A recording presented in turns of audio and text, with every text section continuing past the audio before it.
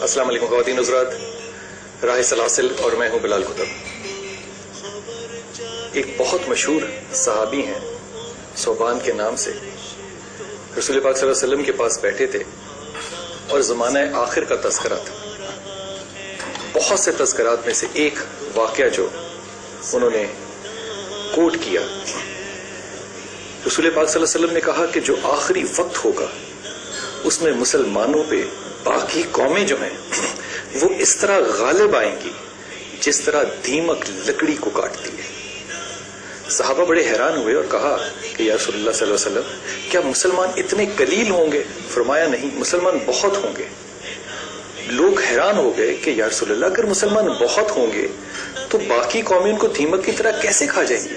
فرمایا ان میں دو خصوصیات پیدا ہو چکی ہوں گی، ایک وہ دنیا سے محبت کرنے لگ جائیں گے اور دوسرا وہ موت کے خوف سے ڈریں گے۔ خواتین حضرات، میں نے جب یہ حدیث پڑھی تو یقین کریں میرے ذہن میں جو سب سے پہلے خیال آیا وہ اپنے علماء کا آیا۔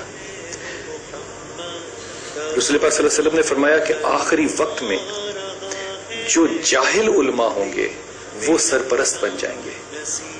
جس قوم اور امت میں علماء کے اندر جہالت آ جائے، یہ انتہائی سنجیدہ اور سوچنے اور فکر کرنے والا لمحہ ہے۔ آج کے جو میرے مہمان ہیں ان سے میری محبت کا ایک عکس جو آپ دیکھیے گا وہ اس رنگ میں کہ میں نے ان کے لباس جیسا لباس پہننے کی کوشش کی ہے۔ بہت کم لوگ میں نے اپنی زندگی میں دیکھے جن کے ساتھ آپ نظریاتی اختلاف کر سکتے ہیں لیکن آپ ان کی ایمانداری پہ شک نہیں کر سکتے۔ میں انتہائی ادب کے ساتھ آپ کا تعارف کراتا ہوں کہ تعارف کے محتاج ہے نہیں، سید زید حامد صاحب۔ السلام علیکم۔ وعلیکم السلام بلال، خوش رہیے۔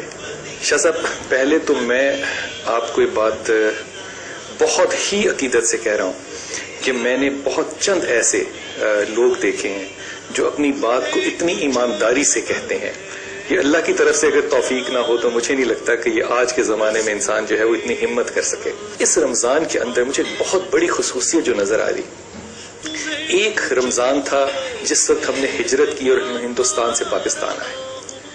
آج 63 سالوں کے بعد پھر ایک رمضان آ رہا ہے۔ آج بھی اس ملک میں ہجرت ہو رہی ہے اور آج جو ہجرت ہو رہی ہے وہ اس ملک کے اندر ہو رہی ہے۔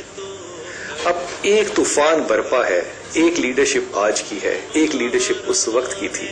اس وقت بھی جو لوگ تھے وہ اسی طرح جانوروں پہ بیٹھ کے ہجرت کر کے آئے تھے۔ آج بھی لوگ جو ہیں وہ اپنے صندوقوں اور اپنے بیلوں کے اوپر اپنی جانیں بچا رہے ہیں۔ یہ اتنا بڑا فاصلہ ہم نے 60 سال کا طے کیا اور ہم زوال کی طرف چلتے ہی چلے گئے۔ شاہ صاحب، کوئی تو بنیادی ایک پن پوائنٹ ہوگا جس پہ ہم انگلی رکھ سکیں، کوئی تو وجہ ہوگی۔ دیکھیے بلال، جس طرح آپ نے حضور صلی اللہ علیہ وسلم کی حدیث مبارک شروع میں بیان فرمائی، میرے آقا صلی اللہ علیہ وسلم کی ایک حدیث مبارکہ اور بھی ہے جس کا مفہوم یہ ہے، جس میں آپ نے آخری زمانے کے علماء کے بارے میں بتایا کہ وہ اس دور میں اللہ کے آسمان کے نیچے بدترین مخلوق ہوں گے، فتنے ان میں سے اٹھیں گے، انہی میں داخل ہو جائیں گے۔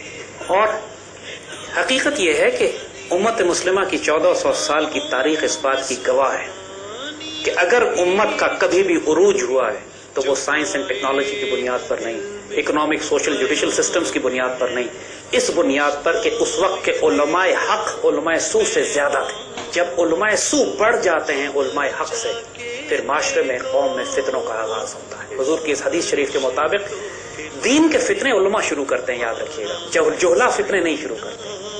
دین کے جتنے فتنے ہیں، معاشرے کا زوال ہے، اس کا عروج ہے، اس میں نظریاتی، اخلاقی، سماجی، معاشرتی، معاشی، اقتصادی، عسکری فتنوں کا جو آغاز ہے، ان تمام کی ذمہ داری اگر یہ کلیم کرتے ہیں کہ ہم نائب رسول ہیں، پھر ذمہ داری بھی ان کی ہے کہ اگر فتنے پھیلتے ہیں تو دے آر ہیلڈ ریسپانسبل، ذمہ دار ہیں اس بات۔ میرے آقا صلی اللہ علیہ وسلم کی امت میں 1400 سال میں آپ کو لاکھوں واقعات ایسے ملتے ہیں۔ امام ابو حنیفہ رحمۃ اللہ علیہ بارش میں چلتے ہوئے جا رہے تھے تو ایک جگہ کیچڑ میں پھسل کے گرنے لگے تھے، کچھ بچے بھی کیچڑ سے کھیل رہے تھے۔ امام نے ان بچوں کو مخاطب کر کے کہا کہ بچوں دھیان سے، پھسلنا نہیں۔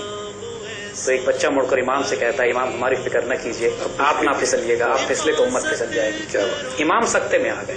کیا بات، کہتے ہیں یہ بچے کی آواز نہیں ہے، یہ اللہ کی طرف سے ایک تعزیانہ ہے میرے۔ امام مالک جو جلال مدینے کے امام ماشاءاللہ، جو عشق اور ادب رسول صلی اللہ علیہ وسلم کا عالم یہ کہ پوری حیات مبارک میں مدینہ منورہ میں جوتے نہیں پہنے، سواری نہیں کی، اس لیے کہ ادب رسول کے تحت کہ میرے آقا صلی اللہ علیہ وسلم جہاں نالین مبارک کے ساتھ چلتے ہوں وہاں میں جوتوں کے ساتھ نہیں چلوں گا۔ خلیفہ وقت ان کے جلال میں اتنا کہ ان کے آگے سفارش نہیں کر سکتا ہے، خلیفہ وقت ان کے آگے سفارش کرتے ہوئے کانپتا ہے، ان کے دربار میں کوئی سفارش قبول نہیں ہوتی۔ امام مالک کا حال یہ ہے کہ گھر میں 3 دن کا فاقہ ہے، چھوٹی سی بچی روتی ہوئی آنکھوں سے باپ کو دیکھتی ہے کہ باپ کچھ کھانے کو مل جائے، اور امام ان بچوں کو بھوکا چھوڑ کے مسجد نبوی میں آ کے موطا امام مالک کا درس دیتے ہیں۔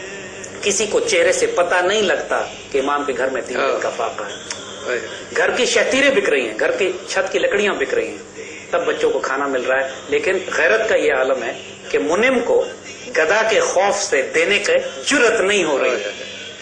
جب یہ جلال ہوتا ہے، امام احمد بن حنبل بادشاہ کے دربار میں لائے جاتے ہیں کہ فتویٰ تبدیل کر لیجئے۔